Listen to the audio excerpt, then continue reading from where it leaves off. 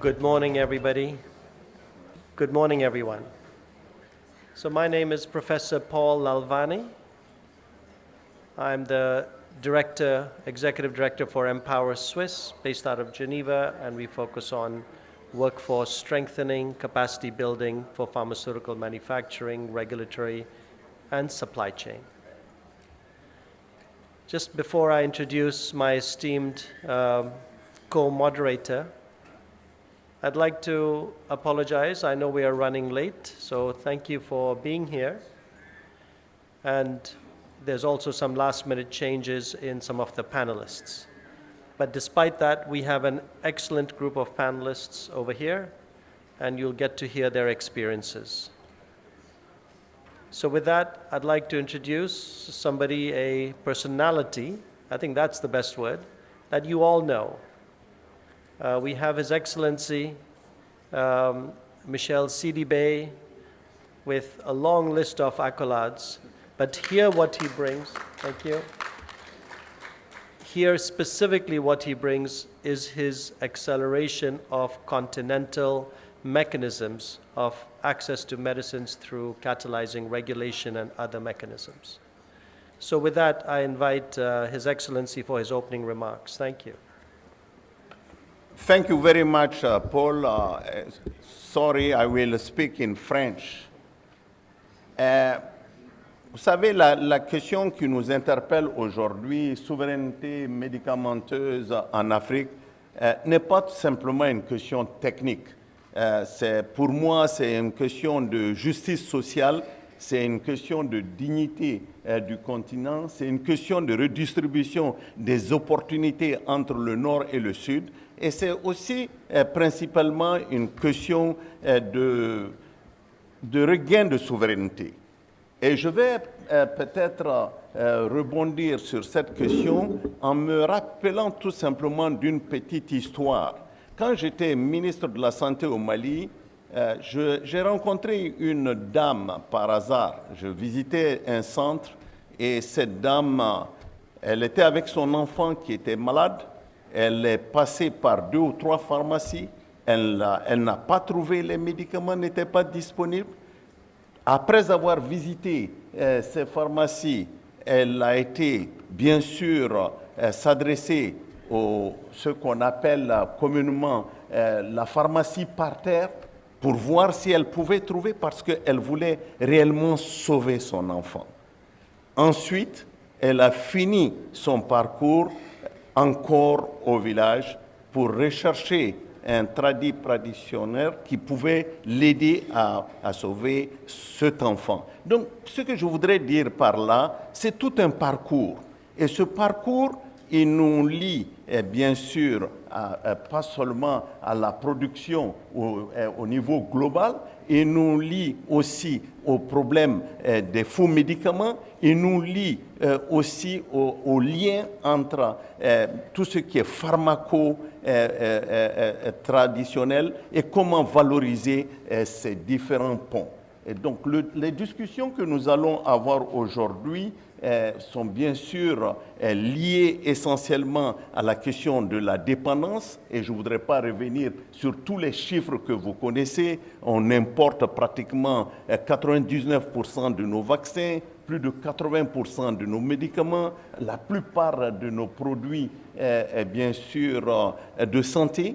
Mais ce qui importe le plus, c'est de se dire qu'on ne peut plus continuer à importer son futur.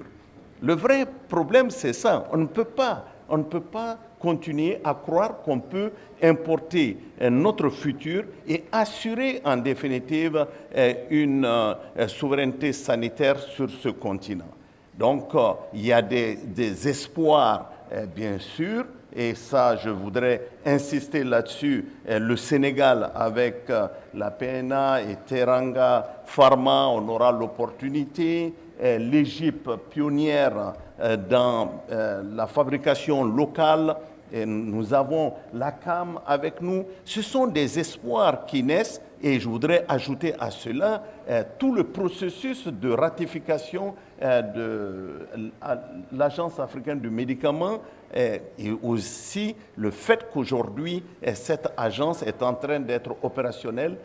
On a pu recruter le directeur général de cette agence. Donc, ceci étant dit, je crois que la discussion que nous allons avoir ensemble est une discussion très importante, elle est opportune et elle ne peut plus attendre. Et je voudrais commencer, avec votre permission, avec M.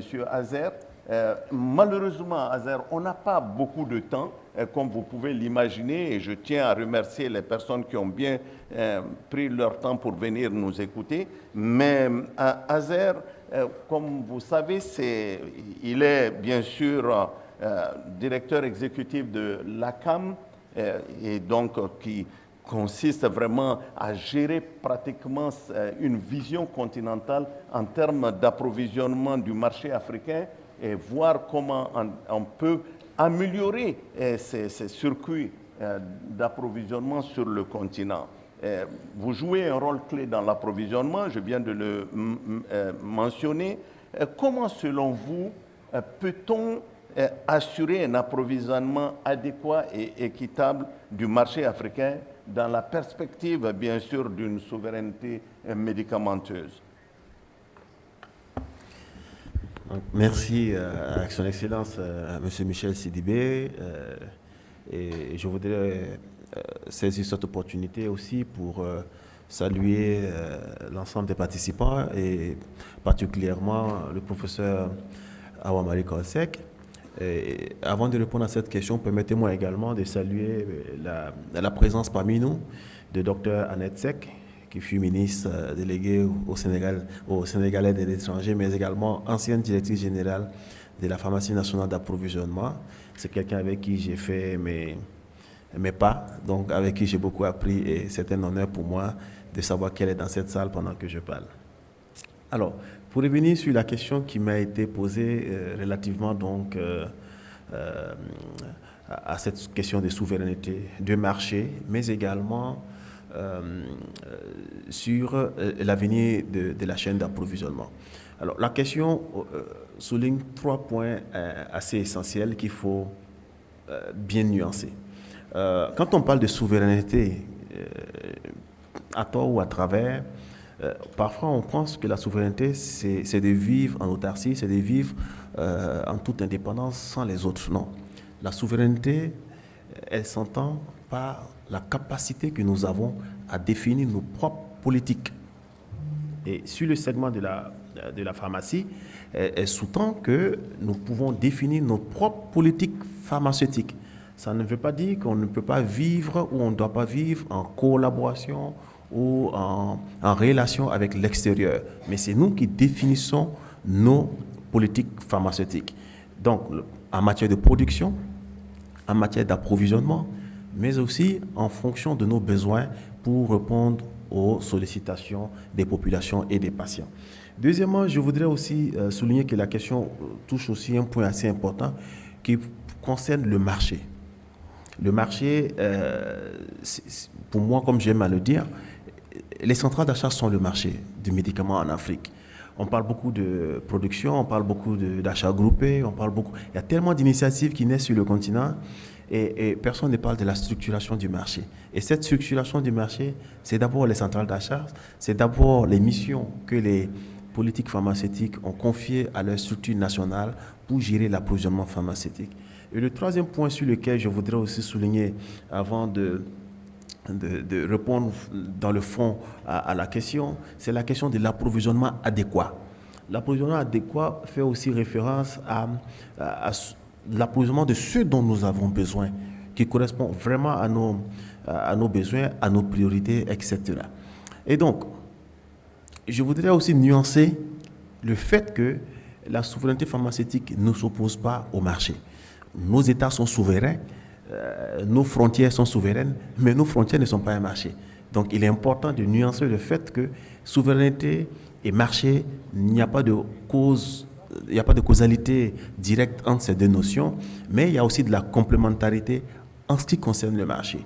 Et sur la structuration du marché, il est important de souligner un point assez crucial pour nous, c'est que j'ai entendu les déclarations. Une demande publique Ah oui. à l'heure actuelle? Ah oui. Si oui, pouvez-vous l'exprimer de façon claire pour qu'on comprenne? Parce qu'on a l'impression qu'il y a des efforts qui sont entrepris. Un pays X produit quelque chose là, un pays Y produit la même chose, un pays Z produit la même chose, et il n'y a pas une forme de mutualisation de cette demande. Je voudrais vous écouter. Sur la demande, je peux affirmer que nous avons une forme de mutualisation qui existe. Déjà, le partage d'informations entre les pays, l'existence de la CAM, fondamentalement, est une forme de collaboration, de mutualisation. Par contre, là où je suis totalement en accord avec vous et dont on parle très peu, c'est les achats groupés pour les fabricants de médicaments. C'est dommage. Tout le monde s'invite sur la chaîne d'approvisionnement. Tout le monde trouve un point d'ancrage sur les achats groupés, d'autres initiatives.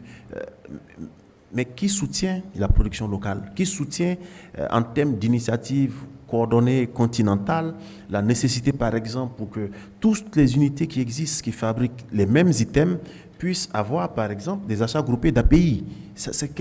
Il faut une feuille de route continentale ou régionale, et c'est là où je suis d'accord qu'il faut davantage une collaboration avec les communautés économiques régionales pour qu'il y ait une stratégie qui puisse être définie, qui soutienne nos industries naissantes. Et aussi, permettez-moi ce dernier point. Quels sont les défis à ce niveau? Quels sont les obstacles? Et je vais passer la parole à votre... Alors, il y a beaucoup d'obstacles. Quels sont les obstacles, les défis à ce niveau? On pourrait dire qu'il y a beaucoup d'obstacles, mais je parlerais plutôt de challenges. Vraiment, c'est des défis à relever qui ne sont pas insurmontables. On pourrait parler des ressources humaines, on pourrait parler de la réglementation, on pourrait parler d'assez de points qui ont été déjà soulignés dans les précédents panels.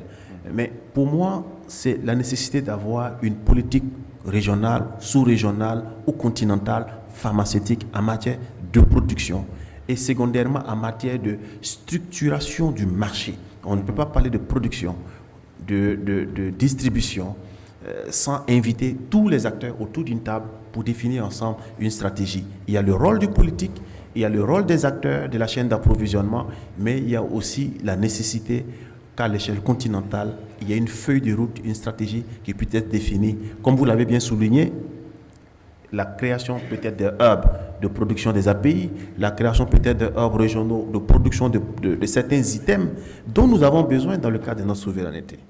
Merci beaucoup. Qu'est-ce que vous allez faire? Juste une minute et puis je passe. Qu'est-ce que vous allez faire à Djibouti? Djibouti, je pense que nous aurons l'honneur d'avoir déjà le professeur Awamari Kolsek qui va nous donner une communication inaugurale sur la nécessité des investissements massifs qu'il faut faire dans la chaîne d'approvisionnement. Sans investissement, je ne suis pas sûr, je ne suis pas convaincu que nos systèmes de santé pourront être résilients et également efficaces. On a parlé tout à l'heure du précédent panel et Dr Moussa Dieng et Dr Ba également ont insisté sur la nécessité du financement domestique. Et je peux dire qu'il y a suffisamment d'initiatives et je voudrais saluer votre brillantissime communication que vous allez donner à Abidjan en 2024 sur la nécessité de mobiliser le financement domestique. Et des initiatives existent, des idées existent. On peut par exemple, juste m'arrêter sur ce point, on peut par exemple solliciter les partenaires techniques et financiers, les bailleurs de fonds, pour reconvertir la dette en source de financement, ce qu'on appelle le contrat de désendettement. Les intérêts de la dette, elles peuvent constituer un fonds souverain pour notre continent, pour financer la santé, pour financer l'industrialisation et l'approvisionnement pharmaceutique. Merci. Kadi, vous avez entendu, on a énormément parlé de production locale. Dr Kadi Ndaoundiaye, qui est administratrice, bien sûr, de Teranga Pharma. Vous avez écouté Azer. Au début, nous avons parlé un peu de la production locale et qu'on ne pouvait pas importer notre futur, et qu'il fallait vraiment investir au niveau local. Pouvez-vous nous parler un peu de votre expérience du secteur privé? Comment le secteur privé, dans tout ce processus, s'articule pour pouvoir contribuer justement à l'autosuffisance en matière de médicaments, ne serait-ce que sur le Sénégal? Vous avez la parole. Oui, merci beaucoup, monsieur le modérateur. Permettez-moi d'abord de saluer l'ensemble des panélistes sur le présidium, de saluer le public qui est là et de rendre hommage à mes maîtres, en l'occurrence le professeur Amadou Mokhtar Dieye, qui m'a formé à l'université en pharmacologie. Je remercie aussi les organisateurs de cette plateforme qui nous permet aujourd'hui d'échanger et de pouvoir relever les défis sanitaires en Afrique. Alors, je vais vous présenter de façon succincte un petit PowerPoint pour 5 minutes sur la question qui m'est posée, à savoir aujourd'hui comment l'industrie pharmaceutique locale s'est organisée pour la relance de l'industrie, mais aussi les défis et recommandations. Docteur, ça ne doit pas être très long parce que malheureusement, on doit aller... Ok, merci. Donc, par définition, je disais, la souveraineté pharmaceutique, c'est la capacité d'un pays à rechercher, fabriquer, mais aussi contrôler l'ensemble des médicaments et vaccins qui sont nécessaires pour la santé de sa population. Aujourd'hui, au Sénégal, la souveraineté vaccinale est en bonne voie avec le projet Madiba de l'Institut Pasteur de Dakar, qui a bénéficié d'importants investissements depuis l'avènement de la COVID-19. Et pour la souveraineté en médicaments essentiels, qui sont l'ensemble des médicaments nécessaires aussi pour les maladies prioritaires de la population, les producteurs locaux sont en train actuellement de faire d'importants investissements avec l'avènement de la corrélation qui leur donne des parts de marché. Depuis 2021, avec l'avènement du LAP qui avait pour objectif la relance de l'industrie pharmaceutique, des mesures fiscales et non fiscales ont été définies aujourd'hui pour atteindre 25% de souveraineté pharmaceutique en 2025, là où nous sommes un peu en retard, mais qui peut être rattrapé en 2030 avec 30% de souveraineté et 50% de souveraineté en 2035. Les défis sont nombreux. Le marché sénégalais importe 95% de ses produits et 80% de ses profits repartent à l'étranger. Et les parts de marché des producteurs locaux sont aussi fortement concurrencées par les laboratoires étrangers.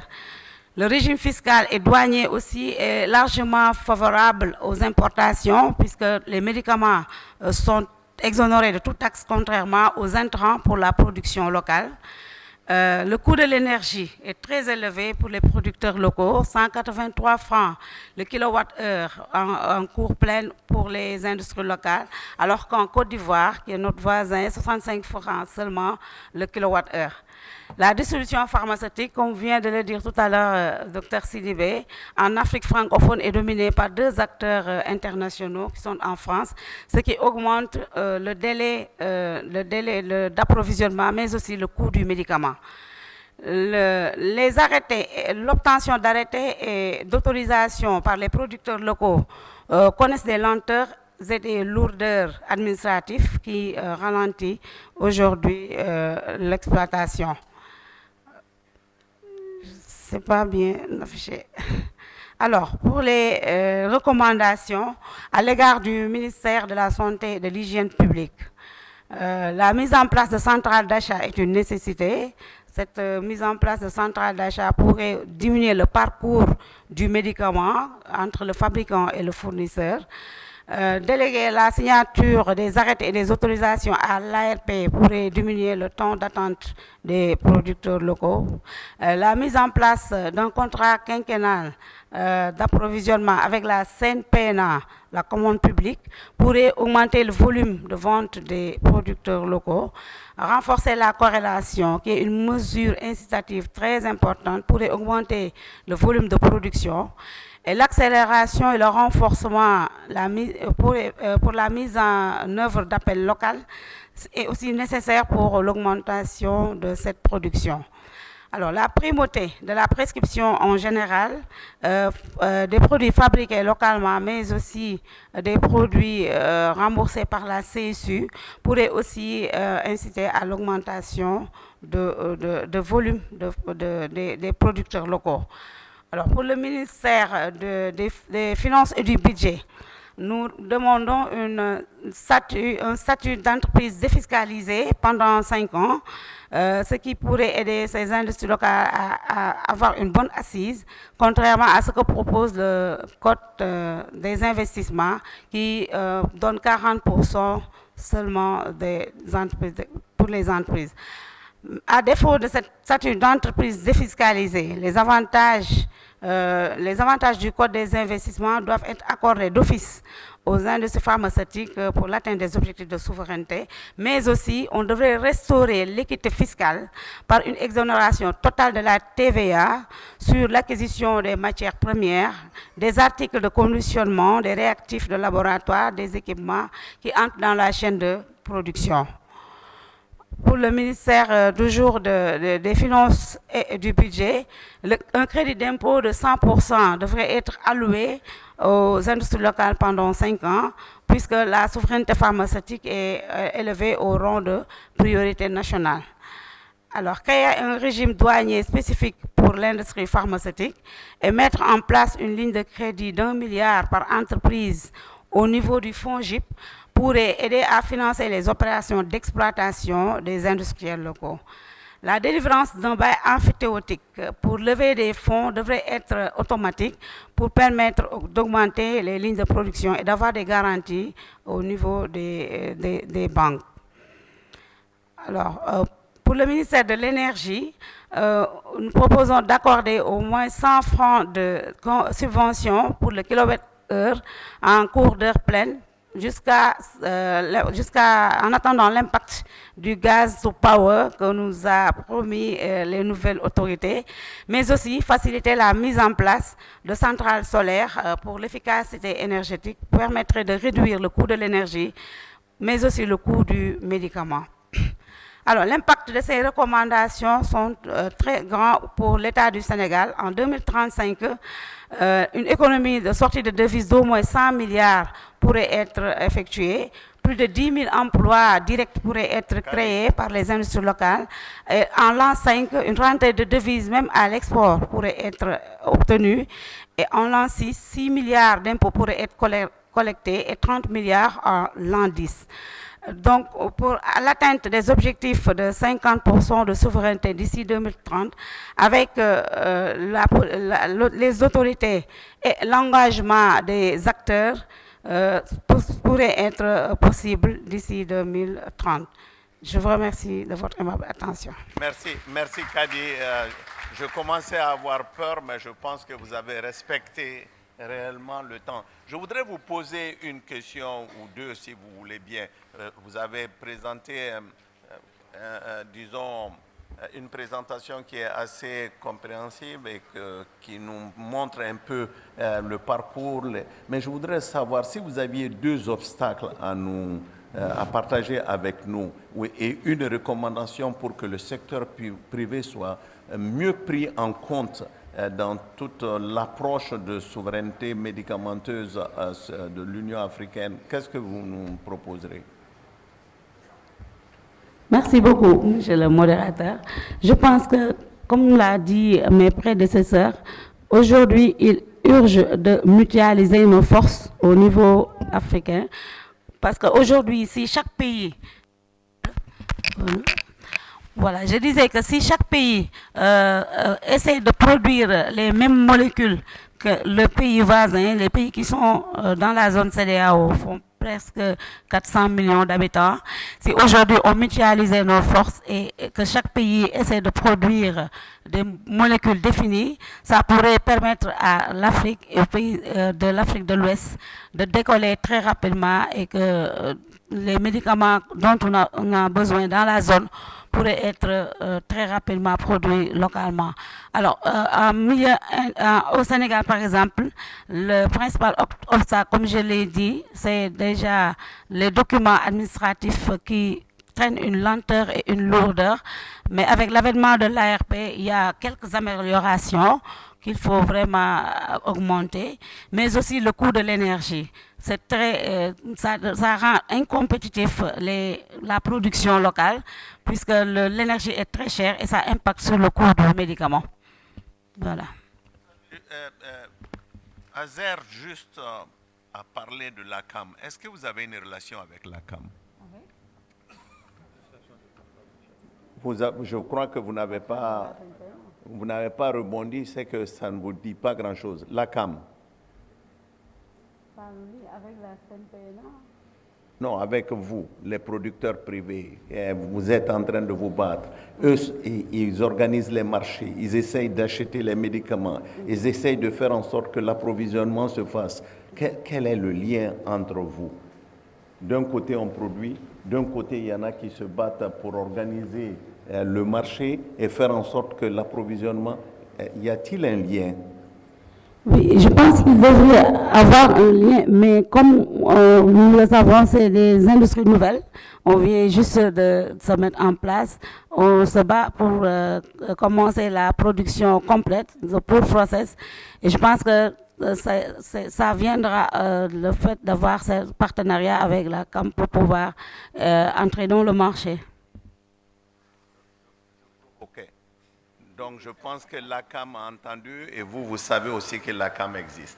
Je voudrais passer à un autre chapitre. Je crois que, je ne sais pas s'il y a notre sœur, le professeur Sanogo, dans la salle, mais je voudrais au moins faire un clin d'œil parce qu'elle a été primée sur cette question que je voudrais aborder, tout ce qui concerne la pharmacopée africaine. Elle a eu le premier prix Galien. Si elle n'est pas là, je voudrais tout simplement le mentionner. En tout cas, merci d'être là. Je sais que cette question te tient à cœur énormément. Je l'ai mentionné, le parcours est très compliqué. On passe souvent au niveau de la communauté, on cherche à trouver nos solutions dans cette pharmacopée. Ensuite, on va vers certainement des producteurs de médicaments qui sont un peu plus officialisés. On trouve que le prix ne correspond pas à ce que on peut payer pour sauver nos enfants. On va sur la pharmacie par terre et souvent, malheureusement, ça finit par des drames. Donc, je voudrais tout simplement demander à Mme Flora Salikova, qui est directrice exécutive de Prometra International, de nous parler un peu de la pharmacopée africaine. Est-ce que ça représente réellement une source inexploitée, une source unique de savoir et d'innovation?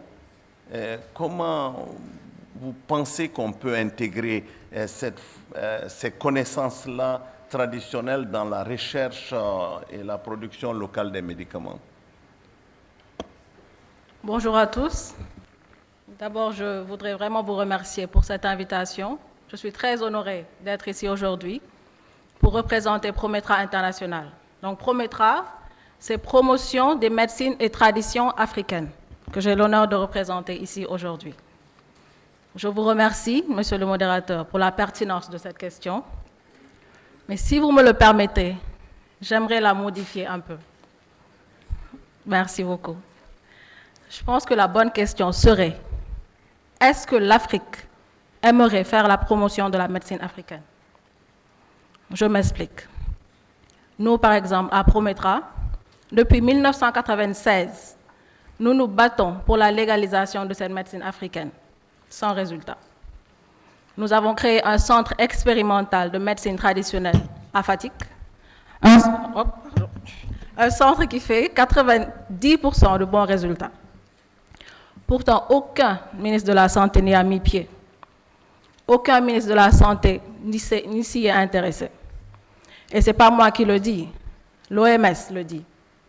85% de la population se tourne vers la médecine africaine pour non seulement leurs problèmes de santé, mais aussi pour une éducation à la santé. Alors pourquoi il n'y a pas ce retour? Je vous pose la question. Aussi, dans le budget de la santé, 0% est alloué aux guérisseurs. Maintenant, je voudrais aussi vous faire une requête, si vous me le permettez. Pharmacopée africaine n'est pas seulement la médecine traditionnelle. La médecine traditionnelle recouvre beaucoup d'autres aspects. Ce n'est pas seulement la pharmacopée africaine. Une deuxième requête que j'aimerais faire, essayons d'éviter de parler de médecine traditionnelle. Je pense que le terme traditionnel renvoie à une connotation archaïque, ancienne, une médecine qui n'a aucune base scientifique. Nous parlons bien de médecine chinoise, ou de médecine tibétaine, ou de médecine ayurvédique. Pourquoi ne pas utiliser le terme médecine africaine pour lui donner cette force qu'elle a? Voilà, donc c'est les deux requêtes que j'avais. Revenons maintenant à la question proprement dite. Je prends toujours l'exemple de Prometra, promotion des médecines et traditions africaines, que j'ai l'honneur de servir. Nous avons 28 représentations à travers le monde, dont 20 en Afrique. Nous partageons nos recherches avec des partenaires. Nous sommes en collaboration avec des institutions internationales comme Morehouse School of Medicine, Andre Young Foundation, etc. Et je peux affirmer que oui, nous avons les solutions, non pas pour être l'une des pistes pour la recherche et le développement, mais pour être la piste pour la recherche et le développement. Mais pour cela, il faudrait d'abord un cadre légal. Je vous remercie. C'est excellent. Je pense que ce que nous recherchons généralement lorsque nous avons à faciliter ce genre de panel, c'est d'avoir des panélistes comme vous qui peuvent nous reprendre et nous resituer dans la logique de la pensée qui semblerait être la plus juste. Donc, médecine africaine, pourquoi ne pas y penser? Mais pour l'instant, moi, je voudrais rebondir quand même sur votre question, votre intervention. C'est bien, mais en sortant de cette salle, je risque de partir un peu sur ma faim. Parce que moi, ce qui m'intéresse généralement, c'est le visage des populations. Je me dis, lorsque nous avons 80% de nos populations qui portent leur regard sur vous, qu'est-ce que vous nous proposez aujourd'hui concrètement pour faire en sorte que cette médecine africaine, je reprends votre mot, contribue pleinement à la souveraineté pharmaceutique du continent, mais contribue réellement à répondre à cette demande qui semble être criante aujourd'hui et qui ne trouve pas sa solution ni auprès de vous, ni souvent auprès de nos services modernes. Qu'est-ce qui manque quelque part? Je vous remercie pour la question. Je l'ai dit tantôt, le premier pas sans lequel nous ne pouvons rien faire, c'est la légalisation. Même si les médecins traditionnels s'amusent à donner des médicaments, il y a des lois restrictives qui leur seront appliquées. Nous, par exemple, à Prometra, nous faisons des recherches. Comme je l'ai dit, nous avons des partenaires avec Morehouse School of Medicine, même avec l'armée américaine, qui prouvent sur des bases scientifiques que nos recherches sont plausibles.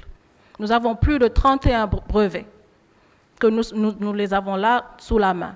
Mais nous ne pouvons pas aller à l'étape suivante, parce que ce n'est pas légal. Donc vraiment, il faut d'abord faire ce pas. Et nous avons les solutions. 31 brevets, ce n'est pas petit. Et on peut encore continuer, mais ça ne sert à rien de faire des brevets sans pouvoir faire la production.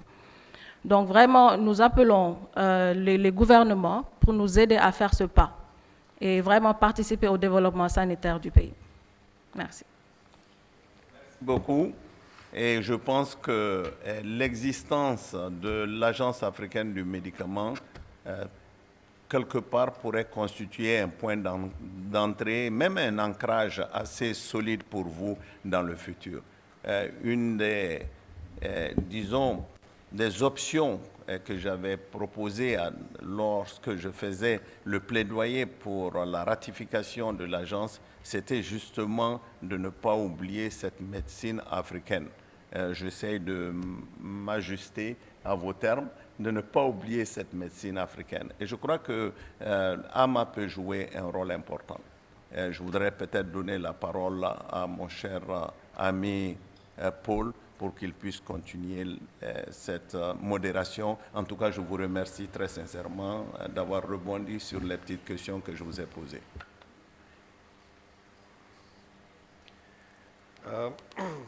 Thank you very much, Michel, for your moderation, your questions, and your getting into the next level of questions as well. Just before I switch to the two other panelists over here, a suggestion for thinking about the African pharmacopoeia. We have two very good examples in the Chinese and Indian pharmacopoeia, which are very strong, that exist already, and have a lot of, they're called traditional medicines, natural medicines, phytotherapy, etc. So indeed, there are ways where, as you start to grow in that area, there are examples of success. And India, especially, besides having a Ministry of Health, also has a Ministry of Ayush, which focuses on natural products, natural therapy as well. So there's a whole separate ministry of that as well. So another example to consider, especially where Africa is so rich with products that come from natural sources and have been used for generations. Just before I ask my first question to the Africa Resource Center, which is a center of excellence, and it's continental. We've heard from the region through ACAM. We've heard from the two Senegalese organizations as well. Coming back to the first example where unfortunately because we were running late, the Deputy Minister of Health of Egypt could not join us.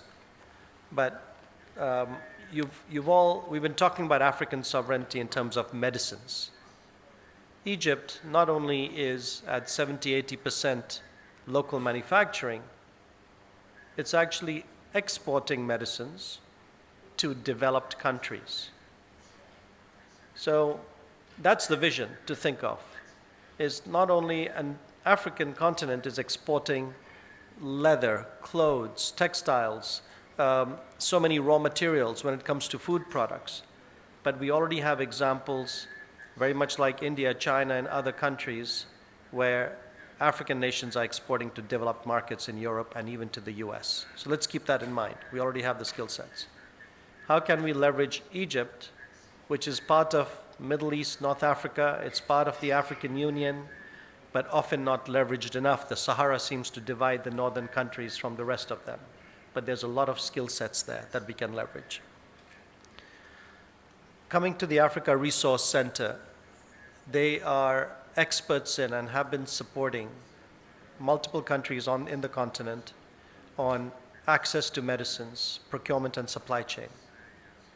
Dr. Alpha Time, the question for you, and we heard this several times mentioned by others, is given your experience in procurement and supply chain, and let's talk about pooled procurement, how can we help accelerate that whole process? Because it will bring dividends, it'll bring savings, it'll bring access to products rapidly.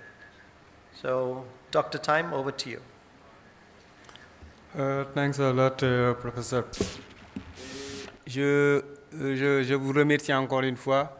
Je suis honoré de faire partie de ce panel composé par des éminences et de parler aussi en face de cette très belle audience.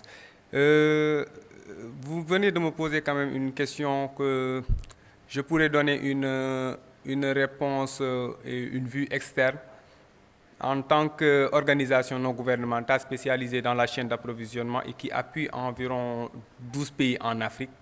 Et nous appuyons les ministères de la Santé, nous appuyons les communautés économiques régionales. Donc pour la production pharmaceutique, il y a d'énormes défis, il y a pas mal de défis qu'on vient tout à l'heure de citer. Je vais parler de la partie réglementation d'abord, où la réglementation, que ce soit au niveau national ou régional, pose déjà un problème. Mais quand même, ce qui nous rassure, c'est que l'Agence africaine du médicament est en train de poser cet écosystème. Cet écosystème est en train d'être développé. Après ce défi donc, qui parle ce manque d'harmonisation de la réglementation pharmaceutique, on parlait de la sécurité de nos chaînes d'approvisionnement. Parce que, comme Dr Sidibé l'a dit tout à l'heure, il faut que les médicaments que nous produisons, les populations aient confiance à ces médicaments. Et malheureusement, nous avons des frontières assez poreuses. Et il y a des chiffres qui nous disent parfois entre 20 et 30% des médicaments que nous consommons ne passent pas par la voie, par le circuit réglementaire. Et ça, c'est un énorme défi qu'on devrait quand même, on devait travailler là-dessus et puis digitaliser de plus en plus, mettre en place un système de traçabilité des médicaments. Et ce combat, on ne peut pas le mener à un niveau national, mais il faut quand même le mener à un niveau régional. Comme autre défi, parler des vulnérabilités. On est dans un continent où on est confronté à des crises sanitaires très souvent, comme actuellement au Sénégal avec la fièvre de la vallée du Rift. On est confronté aussi à des crises politiques, ou géopolitiques. Et ça, quand même, pose un réel problème dans nos chaînes d'approvisionnement qui sont déjà, je peux dire, fragiles. Et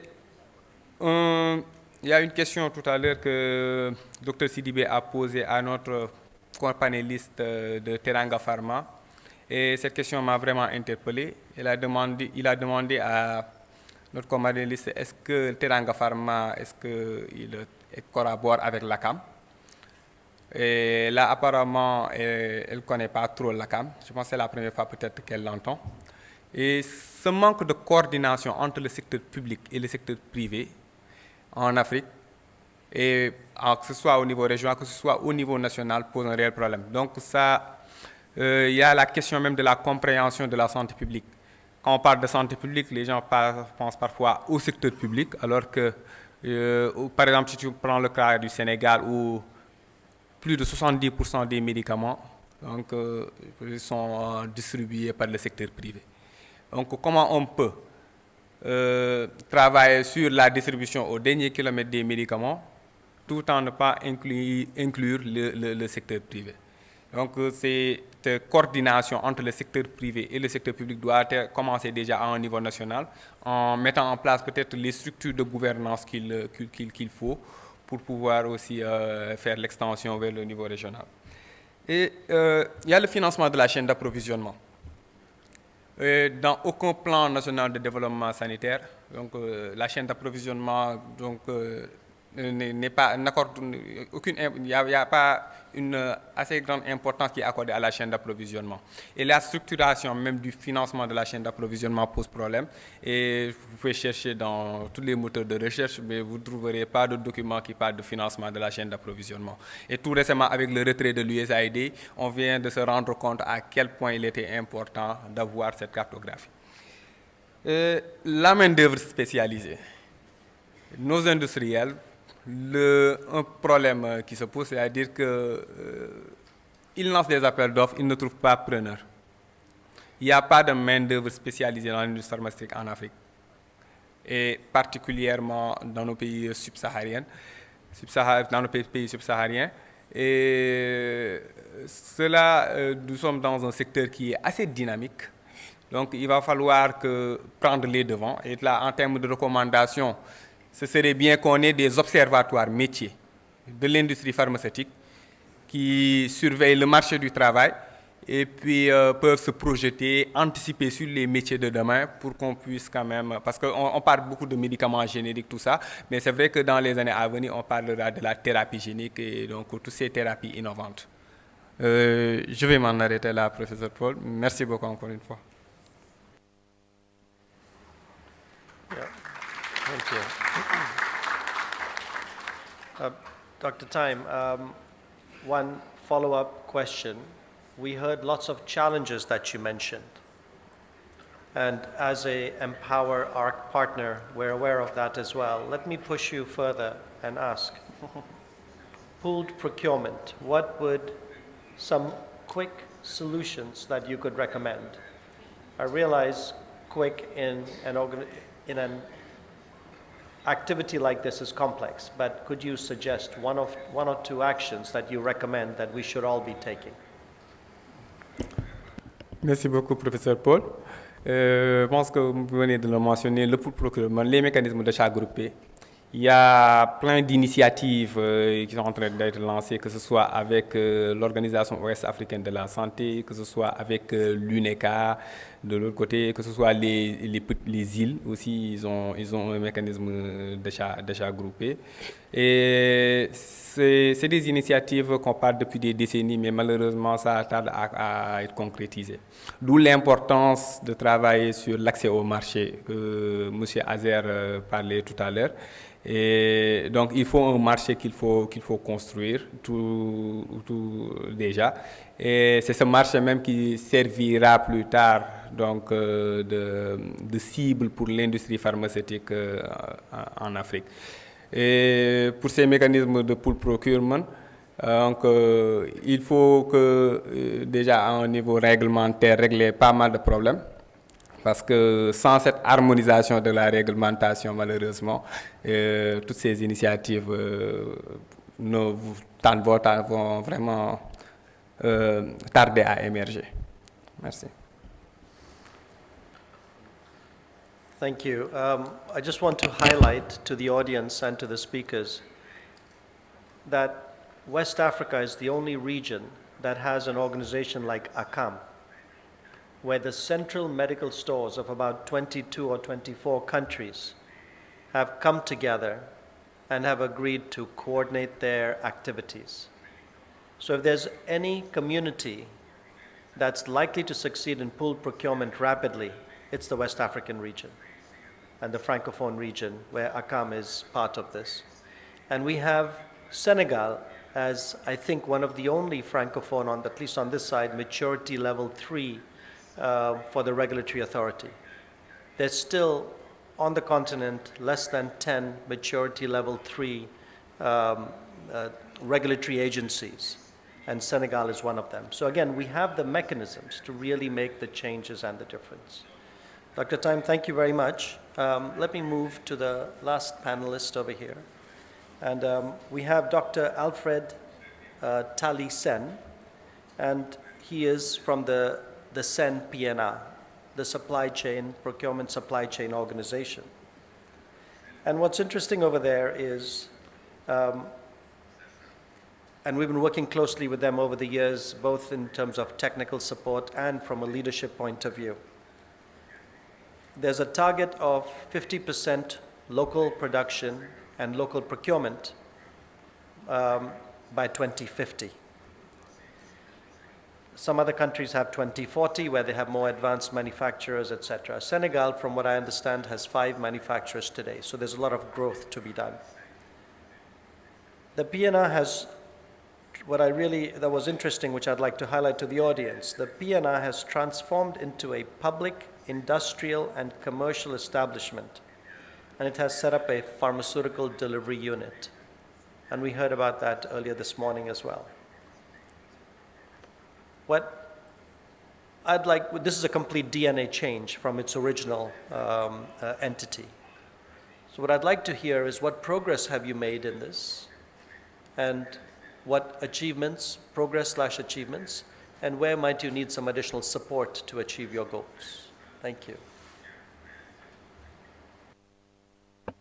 C'est un honneur de participer à ce panel en présence de mes maîtres. Surtout, j'aimerais rendre hommage à 2 personnes, en l'occurrence Dr Annette Seck Ndiaye, Madame le ministre, qui fut mon directeur pendant 12 années au niveau de la SEN PNA, mais également au professeur Gueye, qui est non seulement un formateur, mais également quelqu'un avec qui on a beaucoup travaillé au niveau de la DPM, surtout sur les aspects réglementaires. Un hommage à ces deux personnes surtout qui ont contribué à notre formation. Donc, en ce qui concerne la PNA, elle est devenue un établissement public à caractère industriel et commercial. Donc, avant, elle était établissement public non hospitalier qui n'avait pas la possibilité de fabriquer. Il faisait que acheter, stocker, distribuer. Maintenant, il y a l'aspect industriel qui est pris en compte. Donc, comme il a dit tout à l'heure, la PNA n'a pas encore mis en place une industrie pharmaceutique. Elle est dans cette phase de recherche, de collaboration, mais également de mise en place de ces aspects. Mais il n'y a pas encore une industrie pharmaceutique qui est mise en place par la Seine-Pharmacie nationale d'approvisionnement. On est dans le processus. Et ce processus peut se faire par plusieurs étapes. D'abord, signer des contrats avec certains industriels pour un transfert de compétences. Former d'abord ensuite l'élite qui va pouvoir occuper ces postes de responsabilité. Trouver ces zones. Donc, comme vous le savez, ceci constitue une étape qui ne peut se faire en 2 années. Parce que la PNA est devenue établissement public à caractère industriel en 2023, suivant la loi. Donc, elle n'est pas encore industrielle, mais elle est dans cette étape-là. Mais pour l'instant, il contribue à travailler avec l'ensemble des industriels qui sont au niveau du Sénégal, donc pour un tout petit peu booster l'industrie locale. C'est dans ce cadre-là que la PNA l'a fait depuis des années. Des appels d'offres nationaux sont organisés uniquement pour les industries pharmaceutiques locales pour pouvoir un tout petit peu les booster, les accompagner vers cette souveraineté pharmaceutique. Certes, l'importation cause d'énormes problèmes. Par exemple, un simple exercice que j'ai fait il y a 1 an et demi, 2 ans, dans le cadre des marchés publics, on a vu que puisque la PNA achète par accord cadre, c'est une contractualisation avec 5 fournisseurs où au bout de chaque année, on fait une demande de renseignement de plus sur ces 5 fournisseurs-là qui sont qualifiés techniquement. D'une année à une autre, on a vu que 50% des produits, des médicaments ont augmenté en valeur. 50% sur un appel d'offres. 50%, et pour ces 50%-là, les 20% ont augmenté au-delà de la marge de la PNA. Donc, plus de 30% de produits qui ont augmenté au-delà de la marge fixée par la PNA. Donc, alors que notre politique, c'est l'accessibilité financière et géographique. Donc, il y a un problème. D'où la souveraineté pharmaceutique, d'où la nécessité de mettre en place quelque chose de national, quelque chose de régional pour pouvoir lutter contre ce fléau-là. Sinon, on sera toujours dépendant par rapport au monde extérieur, une guerre quelque part en Asie, une guerre quelque part en Europe, et il y a eu un contournement du canal de Suez, les prix ont augmenté. Et on n'y peut absolument rien, on sera toujours dépendant. D'où la nécessité de faire quelque chose pour l'Afrique, de mettre en place un système qui nous permet de nous approvisionner en Afrique. C'est surtout ça. Merci par rapport à ça. Thank you. Thank you for those excellent comments and those specific recommendations as well. Let me add a couple of points which are very interesting. We heard from Dr. Time about an observatory. We heard from the speaker from the local manufacturing in terms of how the price differential in electricity, which is one of the major inputs, is very high in Senegal. And you referred to the price points for pharmaceuticals, which keep increasing as well. So there are existing global mechanisms, global directories, where you can benchmark the prices of the products that you are purchasing, and ARC and others can support you so that as in the process of when you are negotiating with importers, especially when they see there's not sufficient competition, and relatively speaking, Senegal may be bigger than the Gambia, but it's still a small country when it comes to pharmaceutical value procurement. So how can you get not just the group purchasing value through ACAM, but also there are global wholesalers that provide WHO pre-qualified or high-quality medicines procured from multiple different organizations. So that's another exploratory idea as well for you to consider. As we, and thank you again for your comments, as we close this discussion out, I'd like to request, we heard about Professor Annette Seck several times. Could I request her for some very brief, short comments? And is Professor Yerim here as well?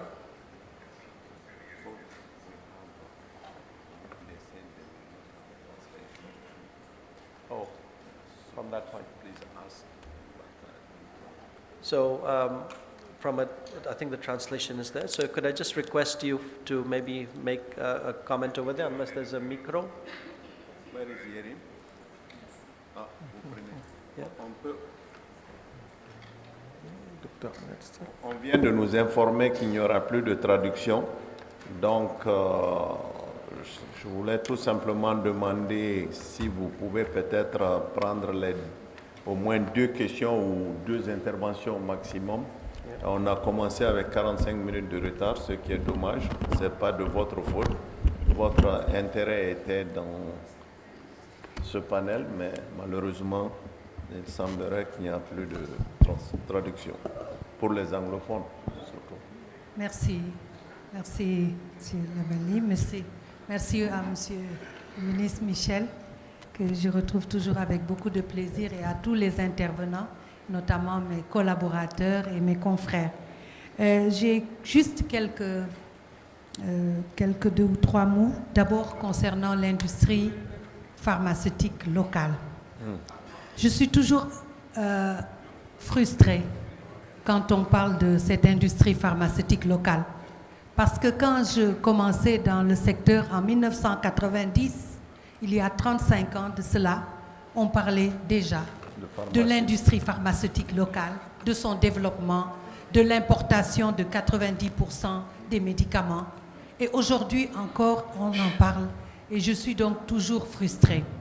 Mais ma question, c'est que, en écoutant la présentation de Teranga Pharma, je me rends compte que les principaux goulots sont politiques en réalité. Puisque on parle de défiscalisation, etc. Ce sont des décisions politiques. Aujourd'hui, le Sénégal par exemple vient d'adopter 2 projets de loi qui vont concerner le Code général des impôts, donc la levée de la TVA, etc. Je voudrais bien savoir si effectivement tout ça a été pris en compte. Sinon, ça ne sert à rien. C'est à l'Assemblée nationale qu'il faut justement faire le plaidoyer qu'il faut, parce que c'est eux qui votent les lois. Le code d'investissement également, le nouveau code d'investissement vient d'être voté également, et c'est là où, si on passe à côté, c'est fini. On ne peut rien faire. Le deuxième point, c'est concernant la mutualisation. Monsieur le ministre, vraiment, concernant la mutualisation, j'ai une expérience que j'ai gardée, c'est de la Covid. J'étais directrice de la PNA, on a vécu vraiment les plus gros cauchemars au niveau des centrales d'achat. Acer en sait quelque chose parce qu'on était tout le temps derrière lui. Mais quand les frontières ont été fermées, que les principes, je prends simplement banal, l'approvisionnement des solutés massifs. La Chine est le principal fournisseur. Il avait fermé ses frontières. Si nous n'avions pas l'usine de fabrication du Mali, je pense qu'on aurait eu encore plus de décès. Et c'est là où je pense que ce sont des leçons apprises. Parce que On n'avait plus besoin de passer ni par le bateau, ni par l'avion. C'était par la voie terrestre et les solutés arrivaient à temps et dans les délais et par la voie terrestre. Et je crois que ce sont des leçons apprises, comme quoi on n'a pas besoin de faire tous ensemble la même chose, mais on doit pouvoir coordonner nos actions. Le troisième point concerne les achats groupés. Ça aussi, vraiment, l'expérience que j'ai, je voudrais bien savoir, c'est dommage qu'on n'ait pas pu en parler ce matin suffisamment, quelles sont vraiment les best practices, parce que nous, en tout cas, je suis refroidie par les achats groupés. D'abord, je considère que c'est des interventions qui sont structurelles, ponctuelles, mais sans réelle pérennité. Et si on veut renforcer l'industrie locale, ces achats doivent être des achats locaux, qui doivent être faits dans l'industrie locale. Si nous faisons des achats groupés en continuant à acheter dans le monde entier, mais on ne fait qu'affaiblir notre industrie locale. Donc vraiment, sur ce point, je pense qu'il y a des choses à voir. Maintenant, Monsieur Lavallée a posé des questions assez intéressantes. La Covid nous a montré qu'on a eu une flambée des prix. Et aujourd'hui, les prix en zigzag. Donc, on essaie de s'adapter tous. Je ne suis plus peut-être directement dans l'opérationnel, mais je continue à suivre. Et donc, ce qui a fragilisé énormément le dispositif en place. Mon avis, c'est que la coordination, il l'a dit tout à l'heure, entre le secteur public et le secteur privé doit être renforcée. D'abord, utiliser, je ne parle pas seulement de l'industrie pharmaceutique, mais même de la répartition pharmaceutique privée. On doit pouvoir utiliser les grossistes répartiteurs privés pour venir renforcer la chaîne d'approvisionnement public. Je pense que là-dessus, on n'a malheureusement pas beaucoup de temps, mais merci de m'avoir donné la parole. Je vous remercie pour votre attention. Merci, Voilà, okay. ma sœur. Je pense que je ne vais pas vous garder plus longtemps. 2 minutes. Je voulais certainement dire tout simplement que c'était une session très intéressante. Elle aurait pu être encore plus intéressante si on avait commencé à temps. Et c'est bientôt, c'est peut-être l'heure même de la prière. Et je voudrais tout simplement encore vous dire un grand merci et merci aux panélistes. Et peut-être avant de partir, moi j'avais noté 5 ou 6 points sans les détailler, mais qui me paraissent être importants. Le premier point, c'est de la dépendance à la maîtrise. Je pense que c'est une question redondante qui revient tout le temps et je pense que c'est vraiment une question qui interpelle le politique. Et cela ne se fera pas par des techniciens simplement, ça se fera parce qu'il y aura des décisions politiques au niveau national et continental qui vont nous permettre de nous positionner différemment. 2, vous avez insisté énormément sur la construction d'un écosystème complet, c'est-à-dire vraiment qui soit avec une réglementation forte, un financement adapté, avec bien sûr moins de risques qui sont pris par le secteur privé, des marchés stables, mutualisés. Et je crois que ça, c'est un deuxième point qui me paraissait très, très important. Troisième point, c'est vraiment mobiliser le secteur privé, vous l'avez mentionné.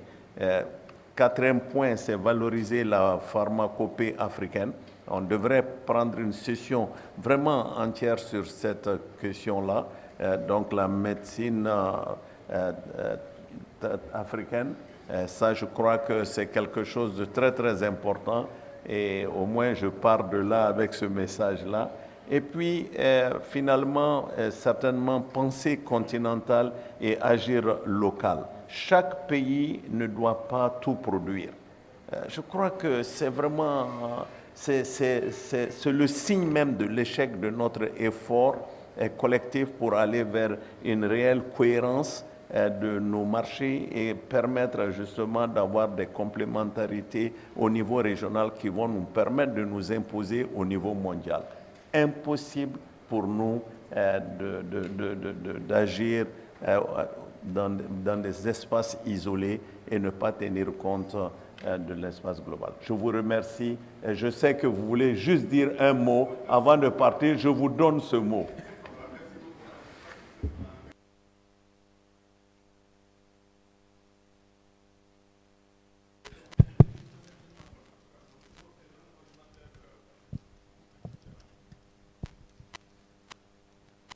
Voilà, merci beaucoup. Alors moi, je me présente, je m'appelle Phonom Dieng, donc je suis consultant dans l'industrie pharmaceutique. Alors j'avais 3 points donc, à soulever. D'abord, donc, après madame, qui est... Non, pas du tout. Justement, je rebondis sur ce qu'elle a dit, parce que moi, actuellement, je suis donc en charge donc, de la relance donc, de l'usine Parenterus, donc que tout le monde connaît, donc pour les solutés massifs. Donc pour ça, je peux vous dire, donc je vis la relance de l'industrie pharmaceutique au Sénégal, matin, midi, soir, y compris samedi et dimanche. Donc je peux vous dire qu'il y a beaucoup de choses à dire, donc il y a plein d'inconsistances, plein de contradictions, manque de portage donc, institutionnel, parce qu'officiellement, donc, le discours, c'est comme a dit le professeur Lalvani, c'est d'arriver à 50% à 2050, etc. Mais en réalité, rien n'est fait, donc, y compris donc, la TVA, la question de la TVA, et beaucoup d'autres points, donc petits points, des verrous qu'il faudra faire sauter pour que ça avance vraiment. Donc ça demandera un jour entier de débat. Donc je ne vais pas donc, insister sur ce point. Et puis l'autre deuxième point, c'est celui soulevé par M. Thiam, parce que moi j'ai travaillé dans l'industrie pharmaceutique en Europe pendant 20 ans. C'est vrai qu'en Afrique, il y a un problème de main-d'œuvre, mais il n'y a pas de problème de compétence des Africains. Moi qui ai travaillé dans l'industrie, je peux vous dire qu'aujourd'hui, si on avait mis en place donc, les conditions pour que les gens rentrent, on ne parlera même plus de problème de main-d'œuvre, de problème de ressources humaines. Parce que les ressources humaines, il y en a. Et puis il y en a donc des personnes très très compétentes qui peuvent occuper n'importe quel poste dans la production, donc le contrôle qualité, la logistique, le marketing, etc. Donc le dernier mot rejoint donc ce qu'a dit Dr Sen de la PNA, en disant qu'en 5 ans, donc les contrats donc, ont augmenté de 30 ou de 50% et parfois même au-dessus du prix de revient. Donc ce qui pose un autre problème, c'est le problème de la négociation des contrats. En Afrique, on a un souci parce que les gens, donc, pour la politique des marchés publics, ils vous disent souvent c'est moins 10 ans. Et puis moins 10 ans par rapport à quoi? Parfois, si on regarde même 2 petits points, donc on regarde que ça ne tient pas la route, quoi. Ils vous disent moins 10 ans parce que le prix affiché, donc ce prix affiche $100, l'autre affiche $150, on vous dit que celui qui affiche $100 est le moins 10 ans. Et puis parfois, on a retrouvé, je ne dis même pas des médicaments, mais dans le matériel médical, on voit des hôpitaux qui ont acheté des scanners, des IRM, etc., sans avoir bien négocié le contrat. 2 ans plus tard, ils ont des problèmes de maintenance et puis ils mettent donc les machines donc au rebut. Donc des machines qui coûtent $200 000. Donc ça, c'est aussi un autre sujet. Voilà, donc il y a plein de choses à dire. Je m'excuse de vous avoir interrompu. Merci 1000 fois pour vraiment votre temps et je pense que c'était l'heure du lunch, c'est maintenant l'heure de la prière et moi je dois être dans une autre session normalement maintenant, donc je ne sais pas comment ça se passe. Mais en tout cas, 1000 fois merci et c'est toujours un plaisir d'être avec vous.